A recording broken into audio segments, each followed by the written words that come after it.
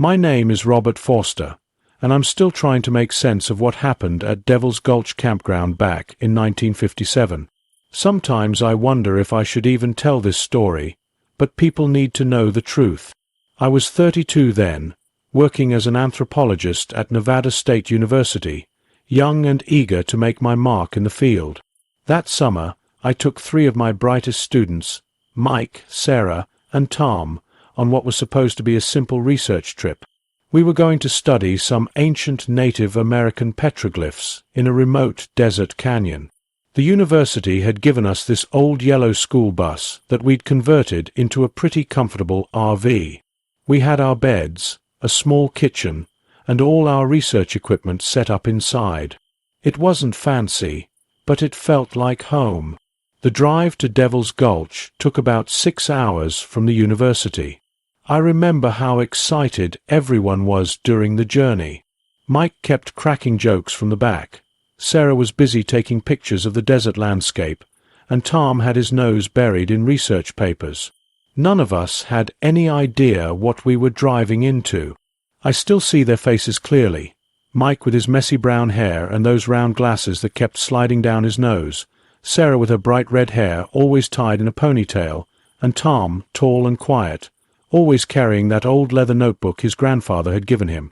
They were good kids. Smart kids. They deserved better than what happened to them.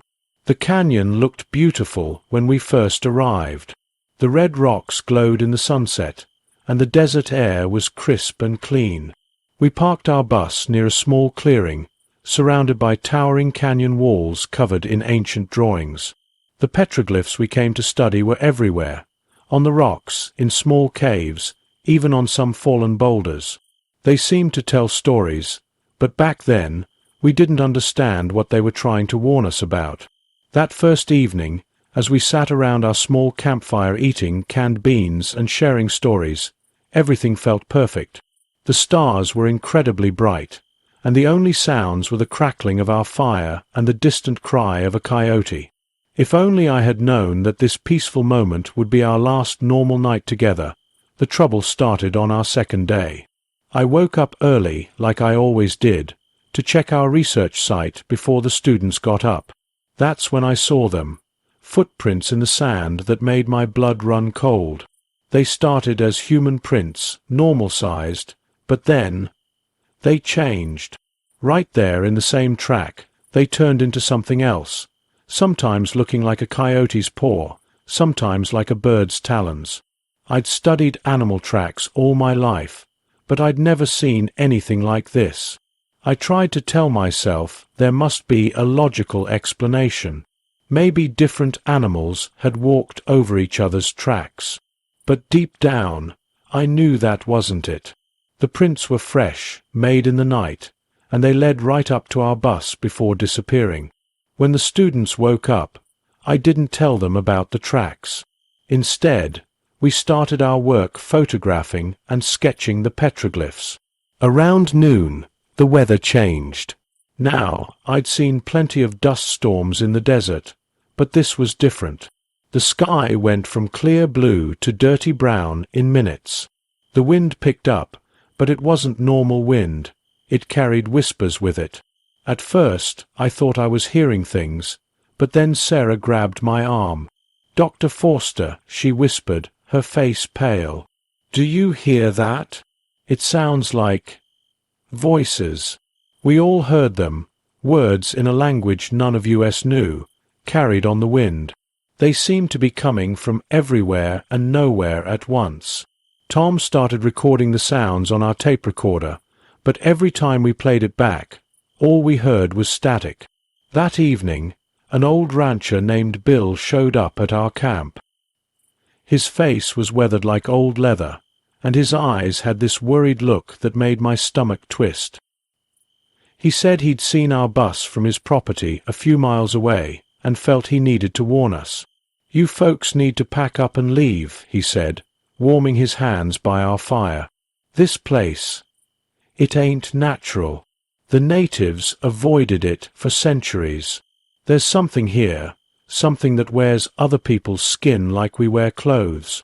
Mike laughed nervously, but I noticed how his hands were shaking as he pushed his glasses up his nose.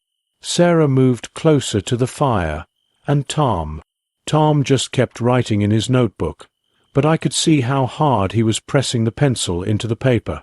A shape-shifting witch, Bill continued, his voice dropping lower. That's what my grandfather called it.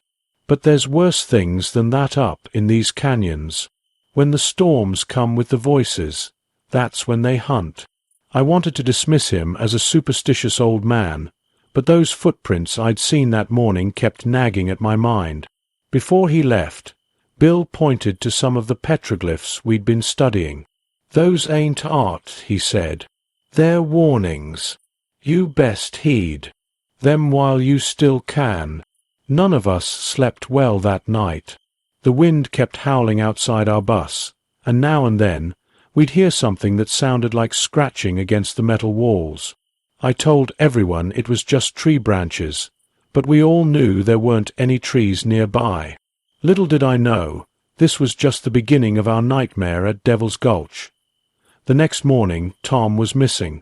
We woke up to find his bed empty, his notebook left open on his pillow.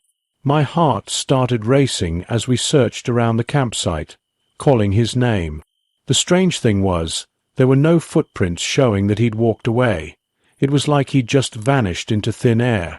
Mike wanted to call the police right away, but our radio wasn't working. Just static, like with the tape recorder. Sarah started crying, and I felt completely helpless. We were about to take the bus into town when Tom just walked out from behind some rocks, as casual as if he'd just gone for a morning walk. But something was different about him. He was smiling. Tom never smiled. And his eyes.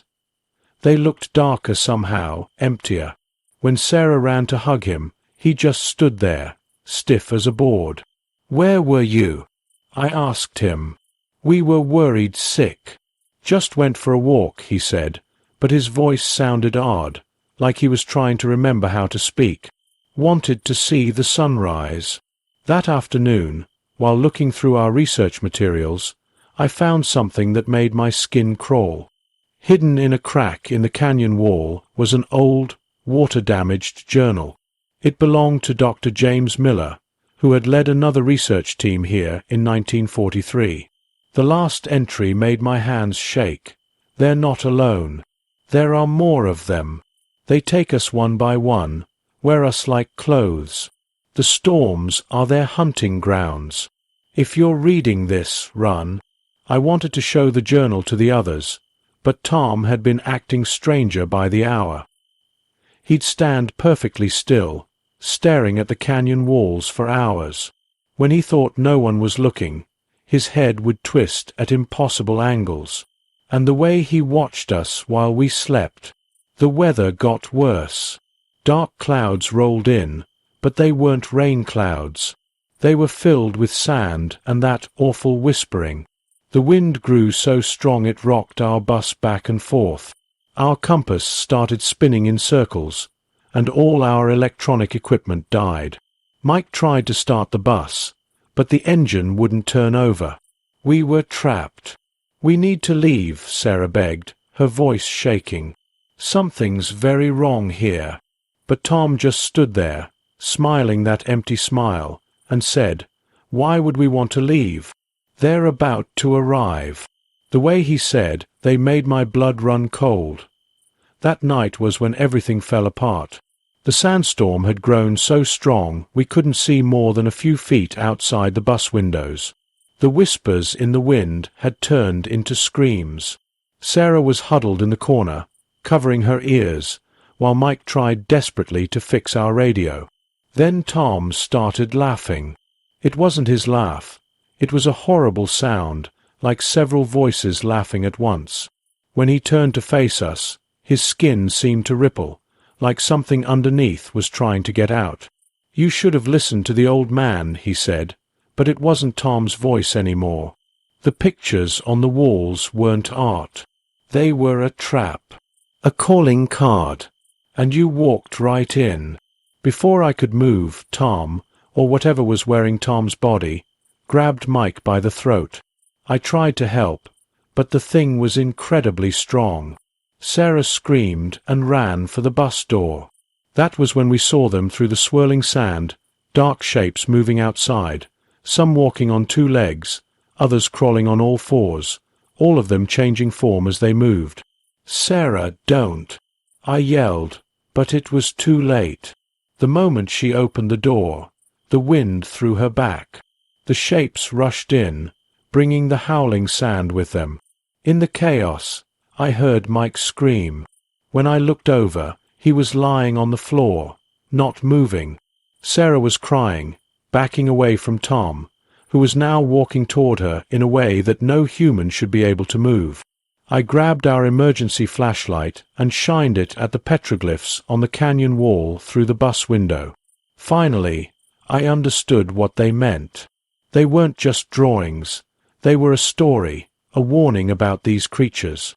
The ancient people had fought them before, trapped them here in this canyon, and we had just set them free. Sarah's scream snapped me back to reality. Tom, or the thing that used to be Tom, had reached her. His face was changing, shifting between different faces I didn't recognize. Old faces, young faces, men and women who must have come here before us and never left. I had to do something. In Dr. Miller's journal, there was a symbol, something the ancient people had used to fight these creatures. With shaking hands, I grabbed Tom's notebook and a marker and started drawing it. As I drew the symbol, my hands were shaking so badly I almost messed it up. The thing wearing Tom's face turned to look at me, and for a moment I saw something ancient and evil in those eyes. But before it could reach me, I held up the notebook with the symbol. The creature screamed, a sound no human throat could make. It was like all the whispers in the wind had turned into one terrible cry. Tom's body began to twist and change, like wax melting in the sun. And then I saw them, not just one, but many creatures, peeling away from him like shadows coming alive. They were everywhere now, filling our bus. Some looked almost human, others like animals, and some I can't even describe. Sarah was curled up in a ball, not moving. Mike lay still on the floor. And I knew deep in my heart that they were gone.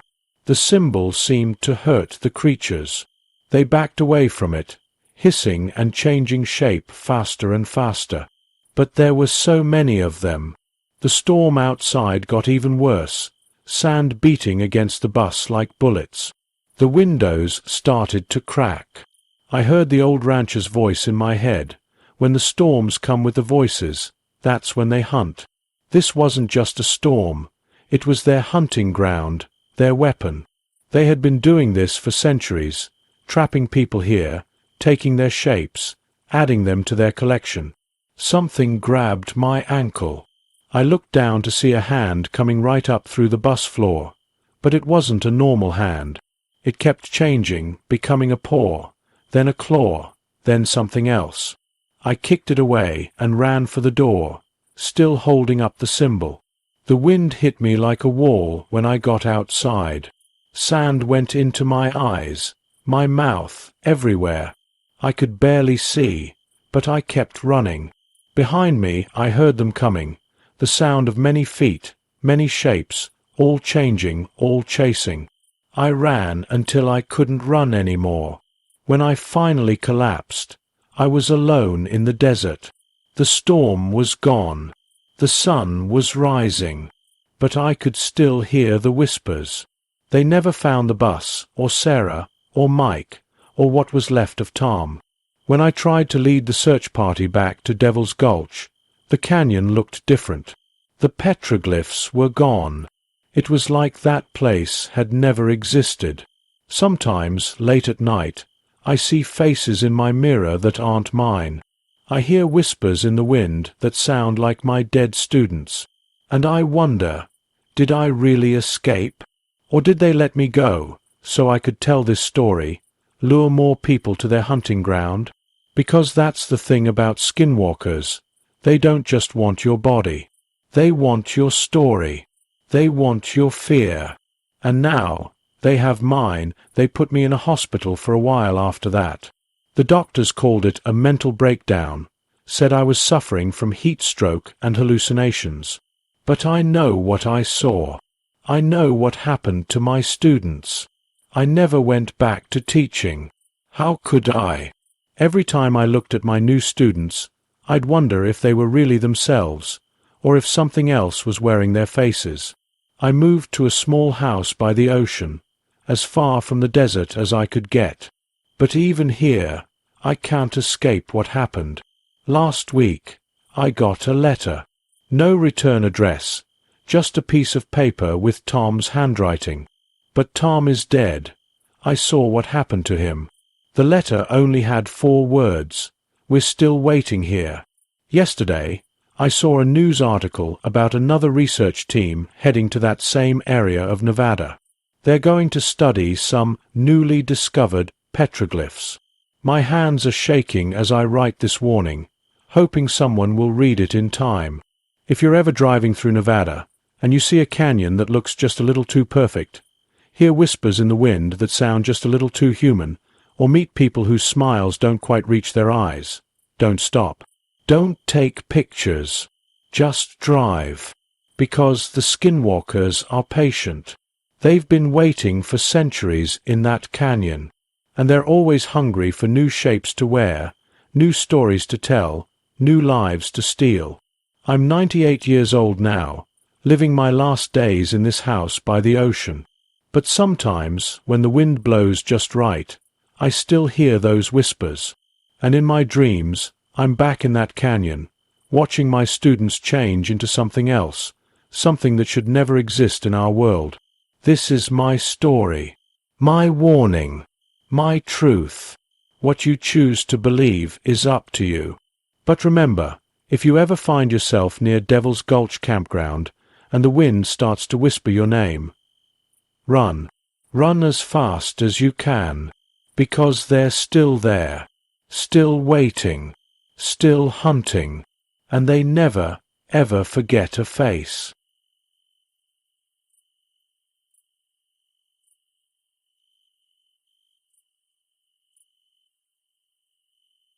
My name is Jack Thompson. I served in Vietnam for 2 years, but that feels like a lifetime ago now. The memories, they still haunt me every single day. That's why I bought this old Winnebago, to travel around, clear my head, maybe finally find some peace. The doctors call it PTSD, but I just call it my daily nightmare. It's October 1976, and the fall colors in the Ozark Mountains are something else. All those reds and oranges against the gray sky. It's beautiful, but lonely too. That's how I like it these days. Just me, my thoughts, and the open road. I found this unmarked campsite yesterday, tucked away near what looks like an old mining town. Everything's abandoned here. Broken windows, creaky doors, the kind of place most folks would drive right past. But something about it pulled me in. Maybe it's because it feels as empty as I do. The nights are getting colder now. I can hear the wind whistling through the trees, making these strange, almost human-like sounds. At first, I thought it was just my mind playing tricks on me. It does that a lot since I came back from the war. But last night, I heard something different. A howl that made my whole body freeze. It wasn't like any animal I've ever heard before. I should probably leave this place, but something keeps telling me to stay. Like there's something here I need to find out. Something I need to face. I just hope I'm ready for whatever that might be. I've set up my Winnebago near the edge of the woods. From my window, I can see the old mining buildings, all broken and dark against the setting sun. Earlier today, while exploring the area, I found some old newspapers in one of the buildings. What I read in them? Well, that's when things started getting really strange. The old newspapers were yellowed and falling apart in my hands. They were from the 1940s, and what I read made my stomach turn. Local hunter vanishes without trace, one headline said. Then another, 3 more disappearances in Ozark Mountains. And another, and another. All these people, just gone. I was sitting in my Winnebago reading these when the first weird thing happened. The air got really cold, like someone had opened a freezer right next to me. Then everything around me started to change. 1 second I was in my Winnebago, and the next, I was back in Vietnam. The jungle was all around me. I could smell the wet earth, hear the helicopters overhead. My buddy Mike was right there beside me, just like that terrible day when No. I shook my head hard, and suddenly I was back in the Winnebago. My hands were shaking so bad I dropped the newspapers. That's when I heard voices outside. An old couple was walking past my window, dressed like they were from the 1950s.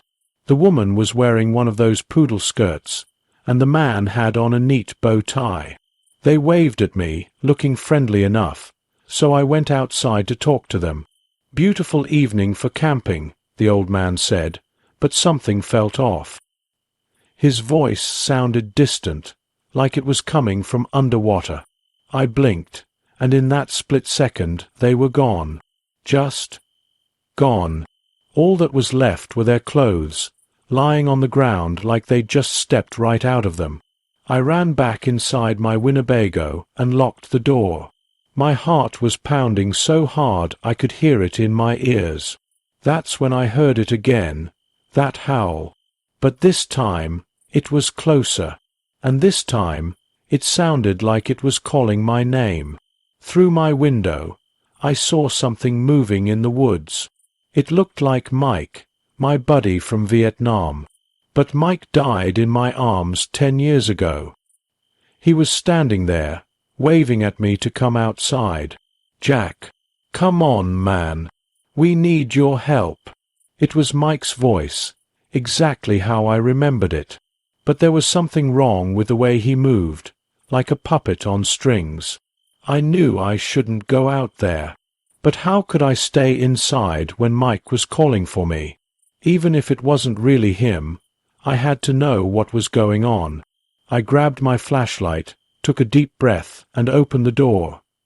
With shaking hands, I stepped outside. The cold air hit my face as I walked towards where I'd seen Mike. But he wasn't there anymore. Instead, I found footprints in the mud, but they weren't human footprints. They were huge, like a bear's, but different somehow. My flashlight beam caught something shiny in the trees. Following it, I found a cave I hadn't noticed before. The entrance was filled with stuff.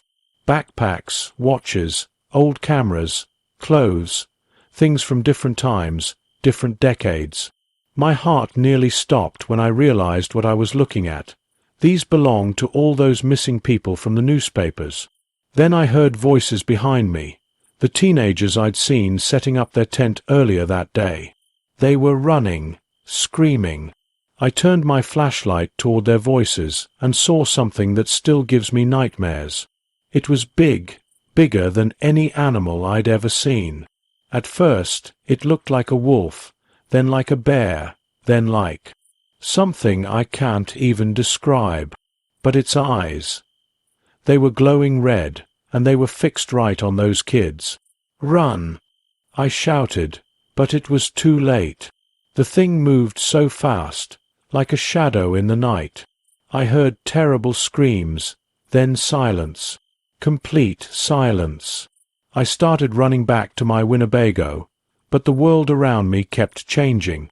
1 second I was in the woods, the next I was back in Vietnam, then back in the woods again. That's when I figured it out. This thing wasn't just killing people. It was feeding on their fears, their bad memories, their guilt. Through the trees, I saw more figures, all my dead war buddies, calling out to me. But now I knew better. These weren't my friends. They were tricks, illusions created by whatever that thing was. The howl came again, closer than ever. I could feel its breath on the back of my neck. I turned around slowly, and there it was, the Ozark howler standing right in front of me. Its shape kept changing, like a nightmare that couldn't decide what it wanted to be. I knew right then what I had to do. All those years of feeling guilty about surviving when my friends didn't. Maybe this was why I was meant to survive. This thing, this howler, it had been feeding on people's pain for decades. It had to stop. I ran back toward the cave, and just like I hoped, it followed me. The creature was right behind me, its footsteps shaking the ground. My lungs were burning, but I kept running.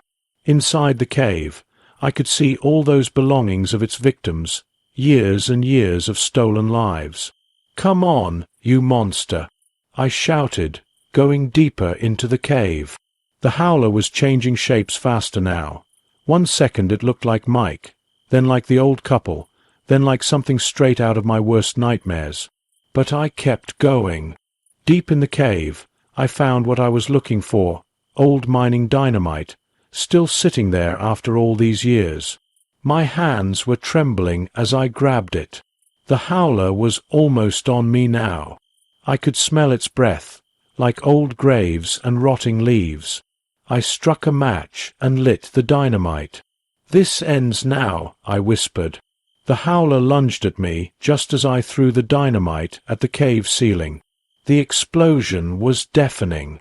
The last thing I remember is rocks falling all around us. The howler's howl turned into a screech, then silence. Complete darkness. They never found my body. Some folks say they searched that cave for weeks, but the entrance was completely sealed by the cave-in. The newspapers wrote about another mysterious disappearance in the Ozarks, just one more in a long list. But here's the thing. After that night, the disappearances stopped. No more missing hunters, no more vanished hikers.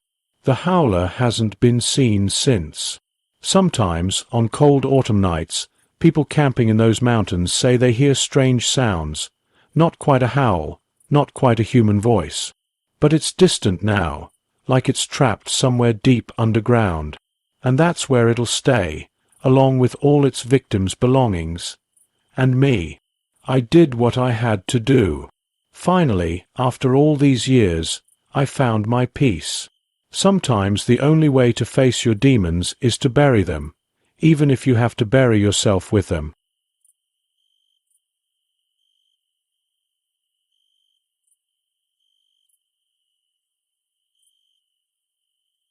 My name is Tommy Miller, and I wish I'd never gone to Blackwater State Park.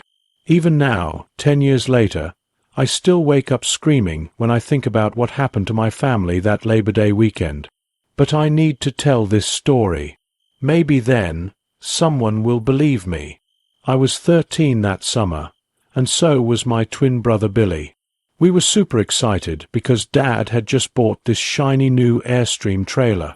It looked like a giant silver bullet, and Billy and I thought it was the coolest thing ever. Mom kept saying it was too expensive, but Dad insisted we needed it for making family memories. If only he knew what kind of memories we'd end up making. It was the first Friday of September when we pulled into Blackwater State Park. The place was huge, with thick forests everywhere and Lake Superior stretching out like an endless blue blanket. Most of the other campers were setting up their spots for the long weekend, and the air smelled like pine needles and campfire smoke. "This is perfect," Dad said, parking our trailer in spot 23. It was at the edge of the campground, right where the maintained park area met the deep forest. Mom wasn't too happy about being so far from the other campers, but Dad said it would give us more privacy. Billy and I helped set up camp, though we were more interested in exploring. The forest behind our spot looked different from any woods we'd seen before. The trees were really old and grew so close together that you could barely see 10 feet in. Even in the afternoon sun, the shadows seemed darker than they should be. "Don't go too far, boys," Mom called as we started wandering near the tree line. She was arranging stuff in the trailer, making it feel like home. That was Mom, always trying to make things cozy, even in the middle of nowhere. Everything seemed normal that first afternoon. We had hot dogs for dinner, and Dad told scary stories around our campfire. But when night fell, things started feeling wrong. The forest got quiet, too quiet. No crickets, no owls, nothing. And I could have sworn I saw shadows moving between the trees, even though there wasn't any wind. Billy saw it too. We always had this twin thing where we knew what the other was thinking, but that night it felt stronger than ever. When we went to bed in our little bunk area of the trailer, he whispered, "Tommy, something's watching us." I told him he was being stupid, but deep down, I felt it too. That heavy feeling of eyes on you, like when you know someone's staring but you can't see who. If I'd known then what was really out there in those woods, I would have begged Mom and Dad to drive away as fast as possible. But we stayed. And that was just the beginning of our nightmare at Blackwater State Park. I couldn't sleep that first night. Around 3 a.m., I heard something scratching outside the trailer. It wasn't like a branch or a small animal. It was slow and deliberate, like someone dragging their nails across the metal. Billy was awake too. I could tell by his breathing. The next morning, we found the first claw marks. They were on a big oak tree near our campsite, 3 deep lines carved into the bark about 6 feet up. Dad said it was probably just a bear, but something felt off. When we came back from breakfast at the camp store, the marks were on a different tree. I know it sounds crazy, but I'm sure of it. Did you see that? Billy whispered to me while we were collecting sticks for the fire. The shadows under the trees were moving the wrong way. The sun was behind us, but these shadows were sliding sideways, like dark water running over rocks. Mom noticed it too. I saw her watching them while she was hanging up our wet swimsuits. That afternoon, we met old Joe. He was a Native American man who sold handmade crafts at the park entrance. When Dad went to buy some fishing lures, old Joe grabbed his arm. "You're in spot 23, he said. "It wasn't a question. Take your family and leave. Those who walk like men are hungry again." Dad laughed it off, but I saw how worried he looked later. That night, Billy and I both got headaches. Not normal headaches. It felt like someone was trying to talk inside our heads. Like when you're almost asleep and think you hear someone call your name. "Tommy," Billy said during dinner, but his mouth wasn't moving. I heard his voice in my head, clear as day. "Can you hear me like this?" I dropped my hot dog. Mom asked if I was okay, but I couldn't tell her. How do you explain to your parents that you're suddenly having conversations in your head with your twin? Things got worse after sunset. We found a deer in the woods behind our trailer. It wasn't just dead. Its bones were arranged in a perfect circle, with its skull in the middle. Dad made us go back to the trailer and called the park rangers, but when they came to check, everything was gone. Just gone, like it never happened. That night, we heard screaming from the other side of the campground. The rangers said later it was probably coyotes, but we all knew better. Nobody sleeps well when they hear screams like that.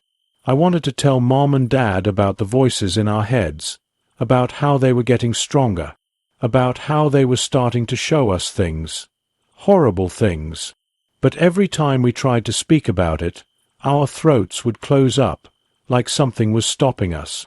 "They're coming closer," Billy said in my head that night. "And they're hungry." He was right. And we had no idea how hungry they really were. The third day at Blackwater started with terrible news. A family from the campsite across from us had disappeared during the night. Their tent was torn open from the inside, like they were trying to get out in a hurry.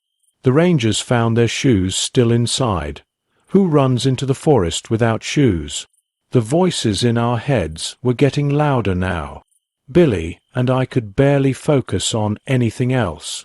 They kept showing us images, dark shapes running on two legs, yellow eyes watching from the shadows, and teeth. So many teeth. "We should tell Mom and Dad," I said to Billy, using our thoughts. "They won't believe us," he answered. "Besides, they won't let us." He was right.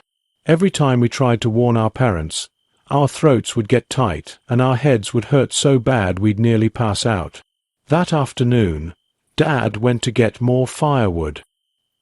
He came running back 20 minutes later, white as a sheet and breathing hard.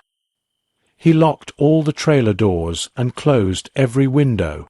"I saw something," he told Mom when he thought we couldn't hear. "It looked like a wolf, but it was standing up, walking like a man. There were more of them in the shadows." Mom wanted to leave right away, but our truck wouldn't start. Neither would any other car in the campground. The rangers said it was probably just dead batteries from the cold, but how could every single car stop working at once? Around sunset, we found another dead deer. This time it was right next to our trailer, its bones arranged in a strange pattern that looked like writing. But the scariest part, the shadows around it were moving, swirling like black smoke, even though there was no wind. "We see you, Tommy and Billy," the voices whispered in our heads. "Your family can't protect you forever." That night, we heard more screams. Closer this time. Mom and Dad made us all sleep in the main part of the trailer instead of our bunks. They took turns keeping watch with Dad's flashlight, but the batteries kept dying every few minutes. The worst part came around midnight. The shadows started seeping into the trailer through tiny gaps we couldn't even see. They moved across the floor like black water, forming shapes that looked almost like hands reaching for us. "They're testing the barriers," Billy told me in our shared thoughts. "Tomorrow night, they'll come for real." I wanted to cry, but I couldn't. The things in the dark had taken control of more than just our voices now. They were playing with us, like cats playing with mice before the final pounce. We huddled together in that trailer, listening to things walking around outside on two legs, their claws clicking against the gravel. None of us slept. None of us could. And all through the night, the voices kept whispering, "Soon, soon, soon." The morning of our 4th day at Blackwater was silent. Too silent. The entire campground was empty now. Everyone else had either disappeared or managed to escape. We were the only ones left.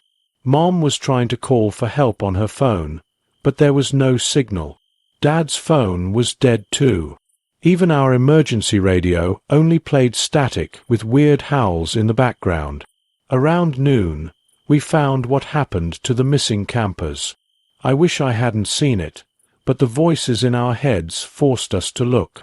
Behind the camp store, there were pieces, like something had torn them apart and played with what was left. Dad covered our eyes, but it was too late. We'd already seen everything. "Beautiful, isn't it?" the voices whispered in our heads. "Soon you'll understand the hunt." The shadows were everywhere now, even in broad daylight. They moved like living things, reaching out with dark fingers. One of them touched Mom's ankle, and she screamed. It left a burn mark shaped like a paw print. "We have to get out of here," Dad said, loading us all into the trailer. He kept trying to start the truck, but it was useless. We were trapped. As the sun started to set, we saw them for the first time. They came out of the shadows like they were made of darkness themselves. They looked like wolves, but wrong too tall, walking on two legs, with arms that were too long and claws that gleamed like black metal. Their eyes glowed yellow, and when they opened their mouths, they had too many teeth. They surrounded our trailer, scratching at the walls, testing for weak spots. One of them pressed its face against the window, and I'll never forget its smile. It was almost human, but twisted in a way that made my stomach hurt. "Let us in," they said, both in our heads and out loud now. Their voices sounded like gravel being crushed. "We only want to play." Billy grabbed my hand. He was shaking. "Tommy, they're trying to get inside my head. They want me to open the door." I felt it too, this horrible urge to unlock the door and let them in. Mom and Dad couldn't hear the voices, but they could see how much pain we were in. Mom held us tight while Dad tried to block the windows with blankets. But the blankets didn't matter. The shadows were seeping in through every crack now, forming into clawed hands that reached for us. One of them grabbed Billy's ankle, and he screamed in a way I'd never heard before. That's when we realized the horrible truth. The shadows weren't just their way of getting around. The shadows were part of them. And now they were inside our trailer with us. What happened next still haunts my nightmares. The shadows inside our trailer started forming into the dog men. They were even scarier up close, taller than Dad, with fur that seemed to swallow light. "Tommy! Billy! Get behind us!" Mom screamed, pushing us toward the back of the trailer. Dad grabbed his flashlight and hunting knife, but they seemed so small against these monsters. The largest one, their leader I guess, reached for Billy with its shadow claws. Dad jumped in front, slashing with his knife. The blade went right through the shadow, but when it hit the solid part of the creature, it actually worked. The monster howled, a sound that made my teeth hurt. Mom was trying to open the emergency exit, but the shadows had sealed it shut. "Leave my boys alone," she yelled, throwing anything she could grab at them, pots, pans, camping gear. But the dogmen just laughed in our heads. "Choose," their leader said, both in our minds and out loud. "Choose which twin will join us." Billy squeezed my hand so tight it hurt. "Don't let them take us," he whispered. That's when Dad made his last brave move. He threw his flashlight right into the leader's face. The bright light made the shadow parts scatter for a second, and Dad pushed Mom toward us. "Run! Get the boys out!" But there was nowhere to run. The dogmen were everywhere, their shadows filling the trailer like black smoke. I saw Dad go down first, fighting to the end. Mom screamed and covered us with her body, but the shadows pulled her away. "Mom! Dad!" I tried to reach for them, but Billy held me back. His eyes looked strange, kind of yellow in the darkness. "The choice has been made," the leader said. And then I understood. They hadn't been talking to me and Billy. They'd been talking to Billy alone. My twin brother turned to me, but it wasn't really him anymore. His eyes were fully yellow now, and when he smiled, his teeth were sharp. "I'm sorry, Tommy," he said, but the voice wasn't his. It was theirs. I tried to run, but where can you run when the shadows themselves are alive? The last thing I remember is Billy's hand, now with claws, reaching for me, and a voice that was both his and not his saying, "Don't worry, brother. Soon you won't remember any of this." 3 days later, hikers found our trailer. The rangers said it looked like a bear attack, but they couldn't explain the strange symbols carved all over the inside, or why they only found one body, mine, barely alive. They never found Mom, Dad, or Billy. But sometimes, on dark nights, I see shadows moving against the wind, and I hear my brother's voice in my head, calling me to join them in the dark. The police report from September 8, 1983, doesn't tell the real story. They wrote it off as a tragic animal attack, another sad camping accident. But I know what really happened at Blackwater State Park. I spent 6 weeks in the hospital. The doctors couldn't explain the strange burn marks on my skin, the ones shaped like paw prints, or why my hair had turned white in patches. They definitely couldn't explain why I could suddenly sense shadows moving when no one else could. The rangers found weird stuff in our trailer, deep claw marks in the metal that no bear could make. Those strange symbols carved everywhere, circles and lines that seemed to move when you looked at them too long. and my brother's journal, with pages of writing that wasn't his handwriting, talking about those who walk like men. Old Joe, the Native American craftsman, disappeared right after what happened to us. But he left something at the ranger station for me, a small wooden charm shaped like a wolf. With it was a note, to keep them from finding you again. I wear that charm every day now. It seems to help with the nightmares, and it makes the shadows stay still most of the time. Blackwater State Park is still open, but nobody camps in Spot 23 anymore. The rangers say it's closed for maintenance, but I know better. Sometimes people report seeing weird things there, tall shapes walking on two legs, shadows that move the wrong way, and yellow eyes, watching from the trees. And sometimes, on really dark nights, I hear Billy's voice in my head. He doesn't sound like himself anymore, but he still remembers me. "Come join us, Tommy," he whispers. "The shadows are warm here." But I don't answer. I hold my charm tight and remember what Mom and Dad did to save me. And I write this story as a warning. If you ever go camping and see shadows moving against the wind, or hear voices in your head offering you choices, run. Run as fast as you can.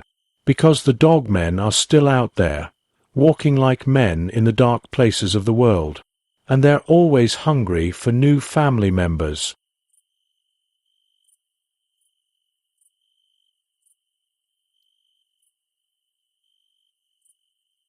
My name is Lucy Williams, and I never thought I'd be telling this story. It's been 5 years since that summer in Moonlight Bay, Oregon, but the memories are as fresh as yesterday. I was 28 then, working on my second book about local legends, while my big sister Patricia, who was 34, was the photographer who made my words come alive with her amazing pictures. We were quite the team, Pat and I, cruising along the Oregon coast in our beat-up 1975 Volkswagen camper. We called her Blue Belle because she was painted this faded powder blue color that Pat said reminded her of old beach houses. The van had been our home for 3 months as we collected stories about sea monsters, ghost ships, and mysterious lights that fishermen saw on stormy nights. That's what brought us to Moonlight Bay, this tiny coastal town that wasn't even on most maps. It was supposed to be just another stop on our journey, another chapter in our book. Blue Belle creaked and groaned as we drove down the winding coastal road, the salty breeze hitting our faces through the open windows.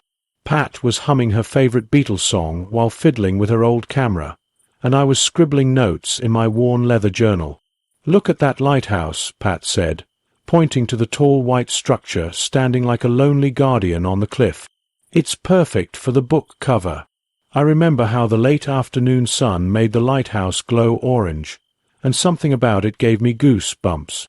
Not the scary kind, more like when you know something big is about to happen, but you don't know what.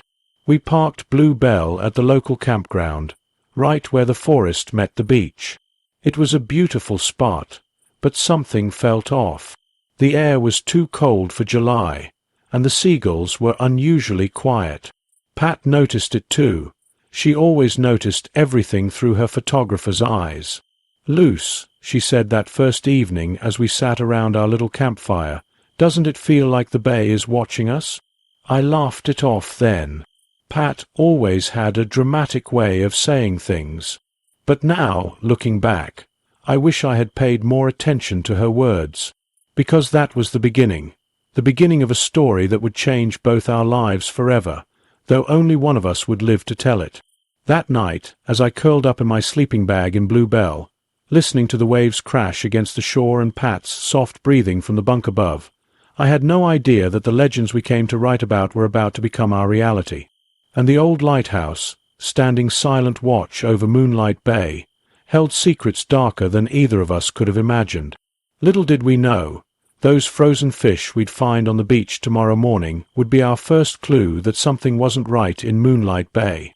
Something ancient, something hungry, something that had been waiting in the icy depths for far too long. I woke up early the next morning to Pat shaking my shoulder. "Lucy, you need to see this," she whispered, her voice shaking a little. Something weird is happening on the beach. Still half asleep, I followed her out of Blue Bell. The morning was strangely cold, the kind of cold you feel in your bones. That's when I saw them. Dozens of fish scattered across the beach, completely frozen solid. Not just cold, but frozen like ice cubes. It was July, for crying out loud. "This isn't normal," Pat said, crouching down to touch one of the fish. "They're hard as rocks. I've never seen anything like this." While Pat took pictures, I noticed an old man watching us from the lighthouse. He was tall and thin, wearing a thick sweater despite it being summer. When he saw me looking, he raised his hand slowly, motioning for us to come up. "Should we?" I asked Pat. "He's probably the lighthouse keeper," she said. "Maybe he knows what's going on with these fish." The walk up to the lighthouse felt longer than it looked. When we got there, the old man was waiting by the door. His face was weathered like old driftwood, and his eyes were an unusual pale blue that reminded me of sea glass. "I've been expecting you too," he said in a quiet voice. "The bay told me you'd come." Pat and I shared a look. You know that feeling when something sounds crazy but somehow makes perfect sense? That's how it felt. Inside the lighthouse, the keeper, who never told us his name, made us tea in chipped mugs. He spoke in riddles that made my head spin. The deep has many voices, but the cold one speaks loudest now. Time moves differently when the water remembers. Some things should stay frozen, child. That night, I had my first dream. I was underwater, so deep I couldn't see the surface. Something was pulling me down, down, down. The water wasn't cold. It was beyond cold. It felt like thousands of icy needles in my skin. I woke up gasping for air, my sleeping bag soaked with sweat. "Bad dream?" Pat asked from above. "Yeah," I said, trying to calm my racing heart. "I was drowning." "Funny you should say that," Pat said, climbing down from her bunk. She pulled out her camera and showed me the photos she'd taken that day. In every single one of the beach shots, there was a dark shape in the water. At first, I thought it was a wave or a shadow, but when Pat zoomed in, my blood ran cold. It looked like a face. A horrible, twisted face made of ice and darkness, watching us from the waves. That's when we heard it, a deep, rumbling sound coming from the bay, like ice cracking in winter. But it was summer in Oregon, and things were about to get much, much stranger. The next morning, Pat and I headed to the tiny Moonlight Bay Library. We needed answers, and the old librarian, Mrs. Hanson, seemed to know every book in there by heart. "Looking for something specific?" she asked, peering at us over her glasses. "Anything about strange things happening in the bay," I said. "Especially about the water freezing." Her face went pale. Without saying a word, she disappeared into the back room and returned with an old ship's logbook. The cover was worn leather, and the pages smelled like salt and thyme. "This belonged to Captain James Morgan, 1892, she whispered. "Read it, but please, be careful." That night, sitting in Blue Bell with our flashlights, Pat and I read the captain's story. His words made my skin crawl. February 15th, 1892. The ice comes from nowhere. The bay freezes in minutes. My crew sees something in the water. They say it walks on the ice, tall as 3 men. Its eyes glow like Arctic stars. It takes them, one by one, into the deep.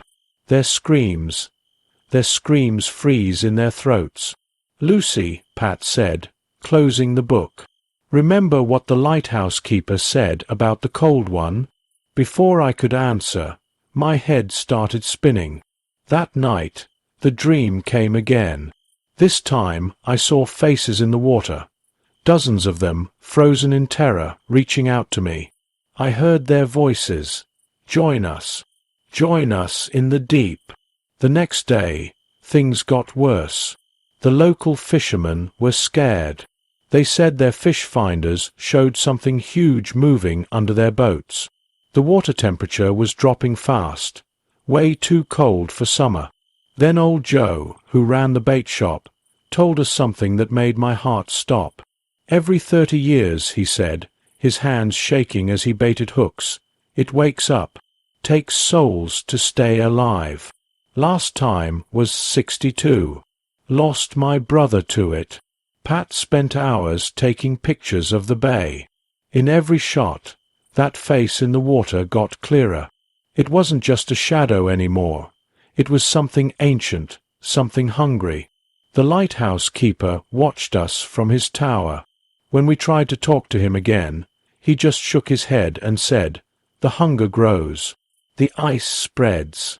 Soon, very soon." That evening, the temperature dropped so low our breath came out in clouds. The waves started making weird sounds, like whispers and cries mixed together. Pat's camera kept freezing up, and my dreams got worse every night. But nothing prepared us for what happened next. Nothing could have prepared us for the 3 fishermen they found the next morning, frozen solid in their boat, their faces twisted in terror, their eyes staring at something none of us could see. The whole town went quiet after they found the fishermen. The police were baffled. How could 3 men freeze solid on a summer day? But we knew. Pat and I knew this was just the beginning. "We have to leave," I told Pat that evening, my hands shaking as I made us hot chocolate in Blue Bell. "This is getting too dangerous." "We can't," Pat said, checking her camera for the 100th time. "Don't you see, Lucy? We're meant to be here. Someone has to stop this thing." That's when we noticed the water. The entire bay was starting to freeze, spreading out from the shore like giant fingers of ice. The temperature dropped so low that our camper's windows frosted over from the inside. The lighthouse keeper appeared at our door that night, his face grave. "It's happening faster this time," he said. "The Wendigo is hungry. 30 years of sleep makes its appetite fierce." "Wendigo?" I asked, the word feeling strange on my tongue. "A spirit of ice and hunger," he explained. "But this one's different. It lives in the water, collecting souls from shipwrecks. Each soul it takes makes it stronger." As if on cue, we heard it, a sound like cracking ice mixed with a deep, rumbling growl. The whole bay seemed to shake. Pat grabbed her camera and rushed outside despite my protests. Through the camper window, I watched her take picture after picture of the freezing bay. That's when I saw it, a huge dark shape moving under the ice, bigger than anything I'd ever seen.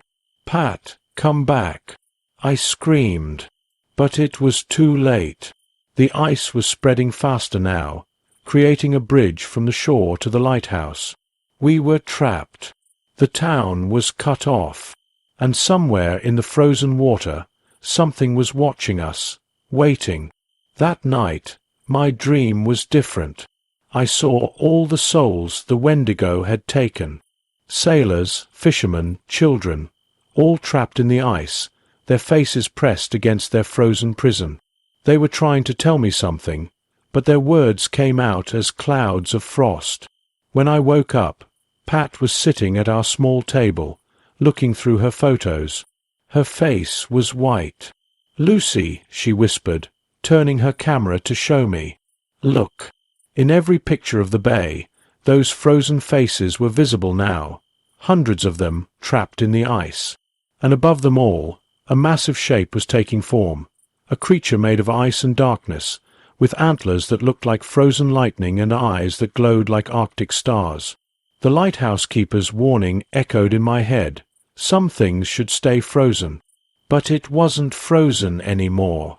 It was awake, it was hungry, and we were running out of time. Everything happened so fast after that.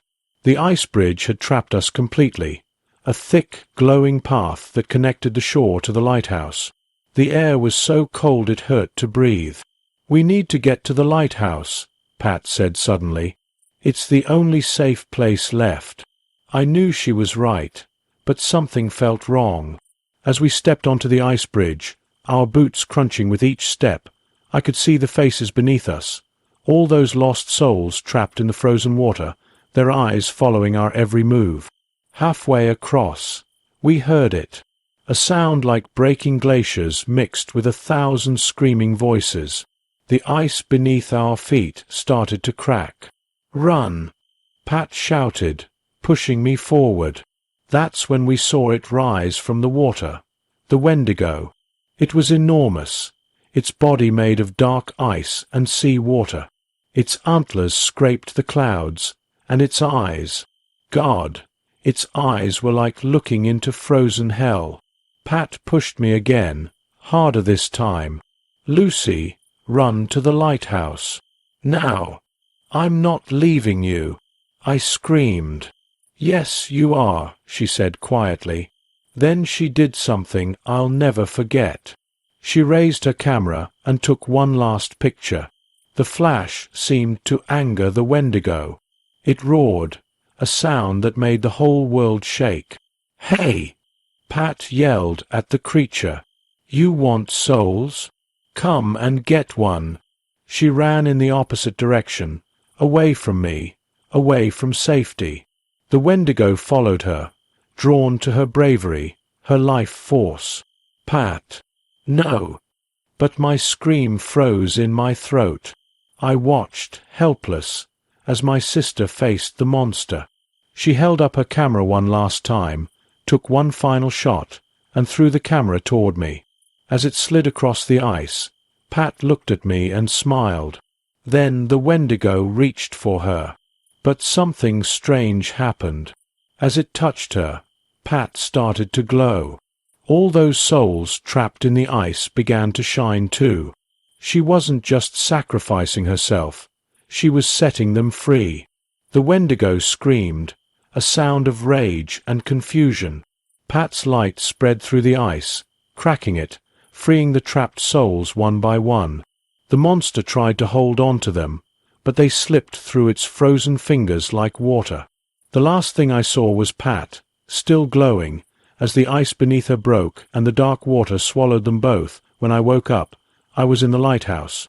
The old keeper was there, watching me with those pale blue eyes. "Your sister," he said softly.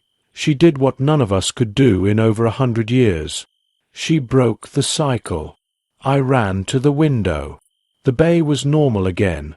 No ice, no frozen horrors. Just gentle waves under the morning sun.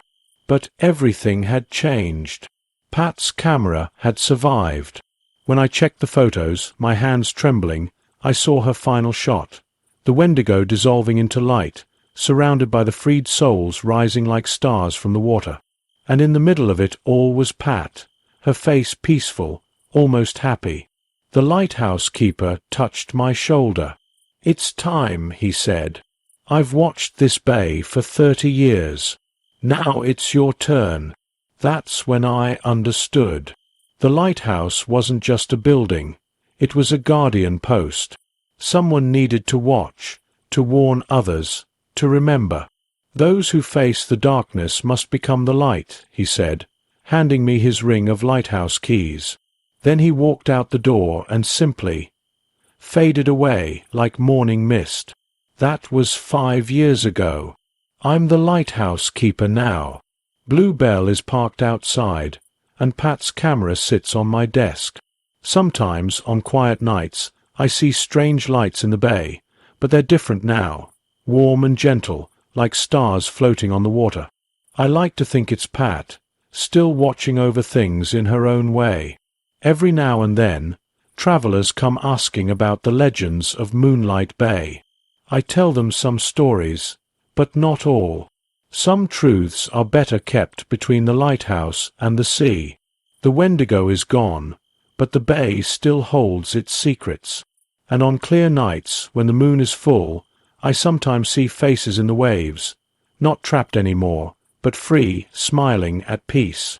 Among them is my sister, her camera still in hand, capturing the beauty of whatever lies beyond.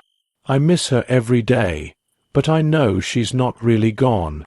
She's part of the bay now, part of its story, part of its light. And as long as I keep this lighthouse, as long as I remember, her sacrifice will never be forgotten. People ask me if I'm lonely up here in the lighthouse. I just smile and tell them no. How can I be lonely? I have the sea, the stars, the stories, and somewhere out there, watching over it all, I have Pat. And sometimes, that's all the light you need to keep the darkness at bay.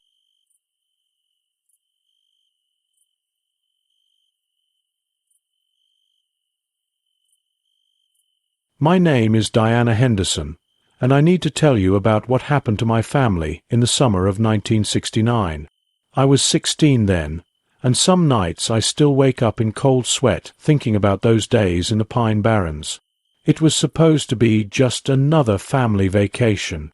Dad had been so excited when he bought that silver Streamline trailer. He kept calling it our home away from home. Mom packed enough food to feed an army, and my 14-year-old brother Michael wouldn't stop complaining about missing his friends back home. But none of us knew what was waiting for us in those woods. I remember the drive like it was yesterday. The trees got thicker and thicker as we went deeper into New Jersey's Pine Barrens. The road seemed to get narrower, and the radio started acting weird, just static and strange buzzing sounds. Dad kept hitting the dial, but nothing worked. Michael and I shared a look in the back seat. Something felt off, but we couldn't put our finger on what. We pulled into our campsite just as the sun was setting. The air felt heavy and strange, like before a thunderstorm. Dad was humming while he set up the trailer, and Mom started unpacking our supplies. Michael and I were supposed to collect firewood, but something about the forest made us nervous. The trees looked too tall, too close together, and their shadows seemed to move even when there wasn't any wind. That first night, we sat around the campfire roasting marshmallows, trying to act like a normal family on vacation. But the woods around us were too quiet. No crickets chirping, no owls hooting, just this deep silence that made the hair on the back of my neck stand up. I remember Mom telling us to get some sleep, saying tomorrow would be a big day of hiking and exploring. If only we'd known what exploring would really mean. As I lay in my bunk that night, I heard something moving outside the trailer. It sounded like hooves on dry leaves, but different somehow, like they were leaving something burning in their wake. Looking back now, I should have known. That first night was just the beginning, the calm before everything went terribly wrong.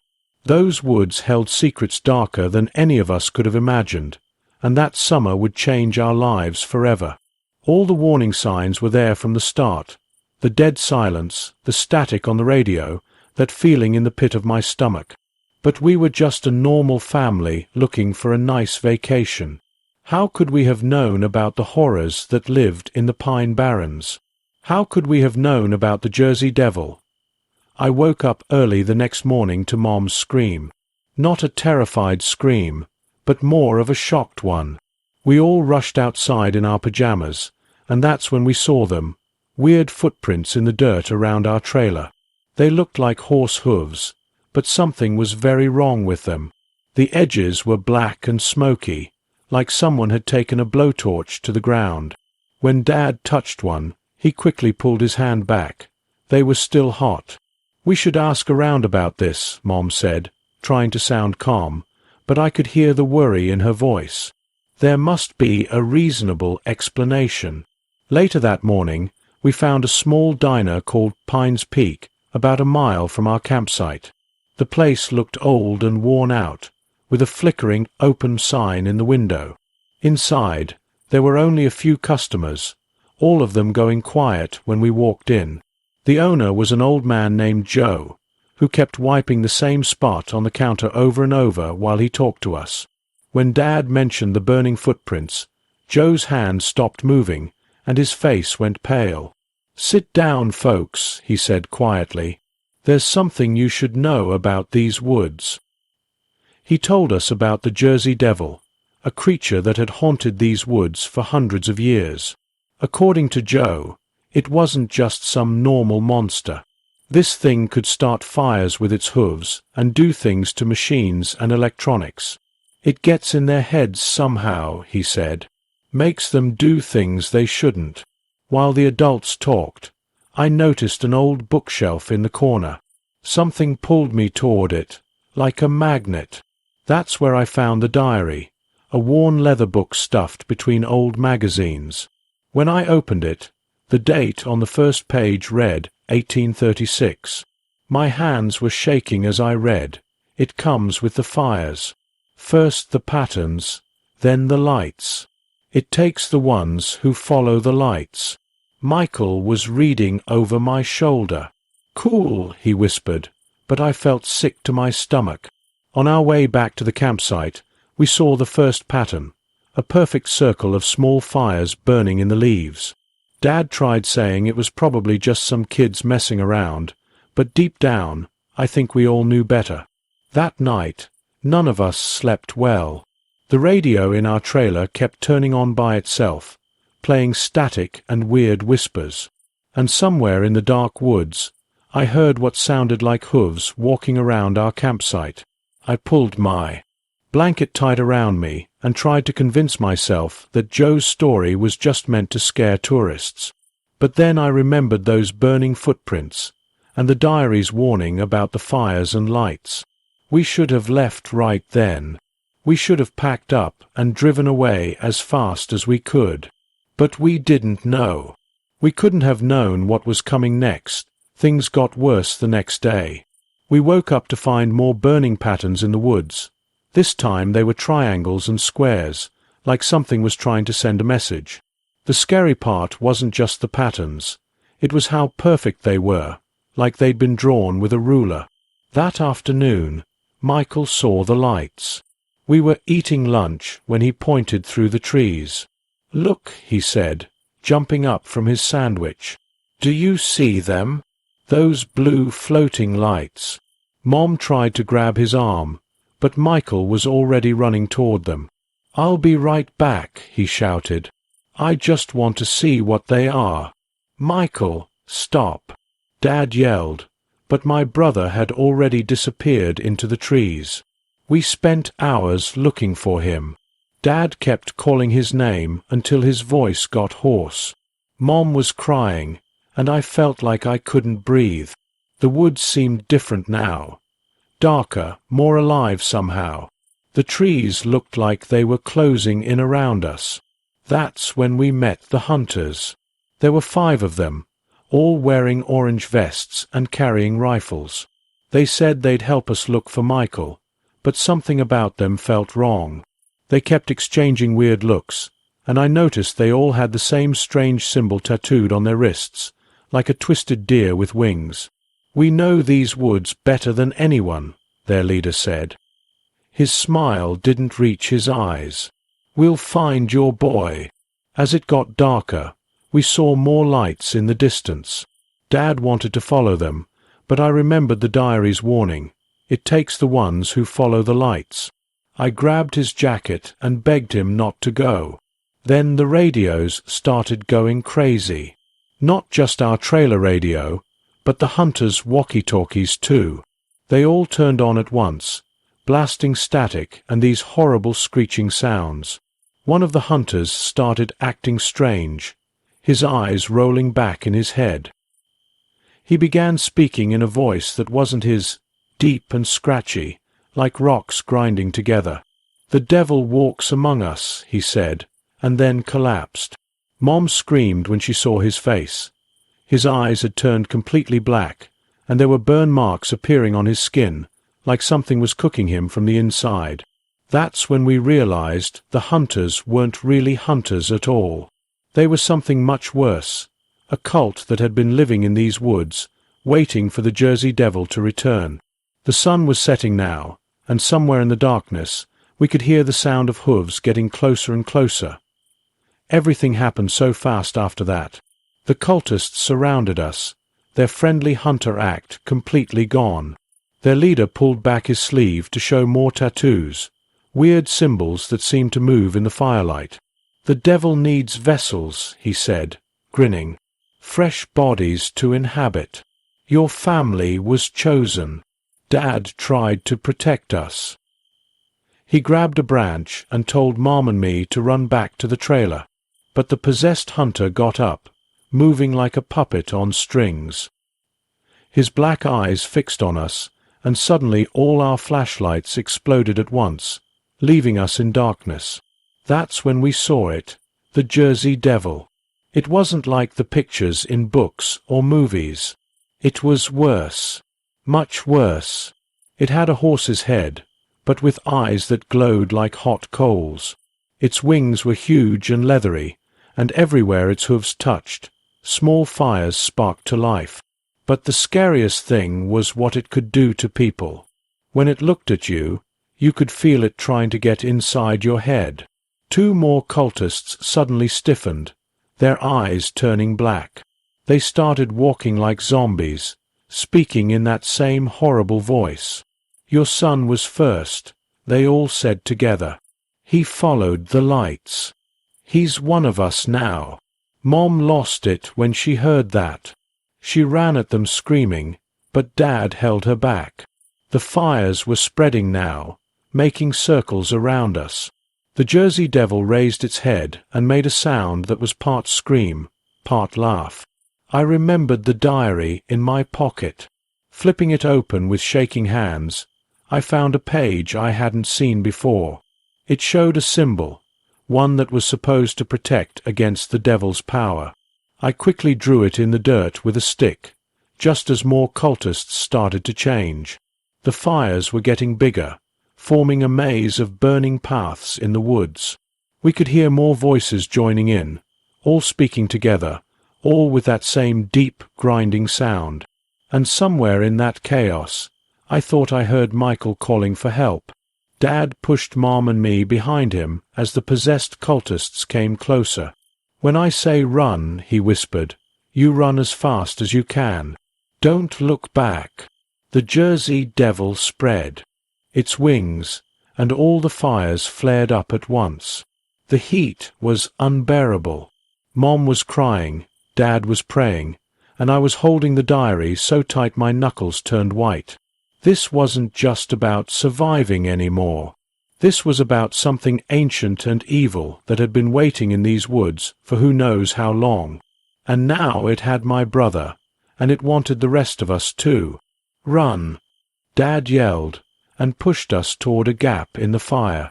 Mom grabbed my hand, and we ran, branches whipping our faces. Behind us, I heard Dad scream, but Mom wouldn't let me turn back.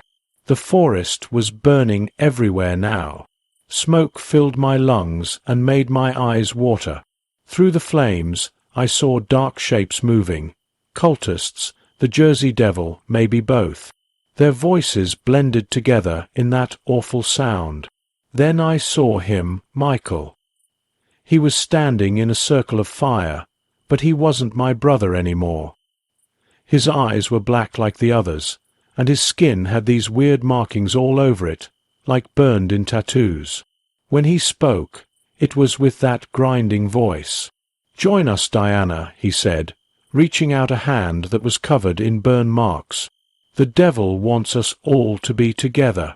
Mom screamed and tried to run to him, but the fires suddenly shot up between us. I heard more screaming, and through the smoke, I saw the Jersey Devil standing over my parents. Its hooves touched the ground, and flames rushed toward them like rivers. I wanted to help them. I wanted to save them. But there was nothing I could do. The last thing I heard was Mom telling me to run, her voice full of love even at the end. I ran until my legs felt like they would break. The diary was still clutched in my hand, and somehow the symbol I'd drawn earlier seemed to keep the possessed people away from me. Behind me, the forest was a sea of fire, and above it all, I heard the Jersey Devil's victory scream. When the police found me the next morning, I was sitting by the road, covered in ash and smoke. They found Michael's body 3 days later. The doctors said they'd never seen anything like the marks on his skin or the way his body had changed. Mom and Dad. There wasn't much left to find. The forest fire had destroyed everything. Our trailer, our belongings, all evidence of what really happened. The official report said it was just a tragic accident, a campfire that got out of control. But I know the truth. I still have the diary. And sometimes, late at night, I hear the radio turn on by itself, playing static and whispers. And I know they're still out there. The cult, the Jersey Devil, waiting in the Pine Barrens for their next victims. It's been 56 years since that horrible night, but the nightmares never really stopped. I'm an old woman now, but every time I hear about missing people in the Pine Barrens, my hands start shaking. Last week, something happened that made all those memories come flooding back. I was watching the local news when they showed a story about strange fires in the Pine Barrens. They were in perfect geometric shapes, just like before. But what really scared me was the picture they showed of a hiker's photograph. In the background, barely visible through the trees, was a group of people with those same twisted deer tattoos. Then yesterday, I got a letter. No return address, just my name written in messy handwriting.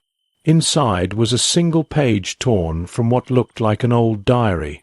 The paper was yellow and crispy, just like the one I found all those years ago. There was only one sentence written on it. The breeding grounds are ready. They're making more of them. I called the police, but what could I tell them? That cultists are breeding Jersey Devils in the woods? They'd think I was crazy. But I know what I saw that night. I know what happened to my family. And I know it's happening again. This morning, my radio turned on by itself. Through the static, I heard a voice, that same deep, grinding voice from 56 years ago. And it was laughing. So I'm writing this all down now, hoping someone will believe me. If you're planning a trip to the Pine Barrens, please stay away. And if you're there and you see strange lights or burning footprints, run. Run as fast as you can. Because the Jersey Devil isn't just a legend. It's real, it's growing stronger, and it's not alone anymore. They're breeding more of them in those dark woods, waiting for the right time, the right victims. And sometimes, on quiet nights, I swear I can still hear Michael's voice in the static, calling me to join them.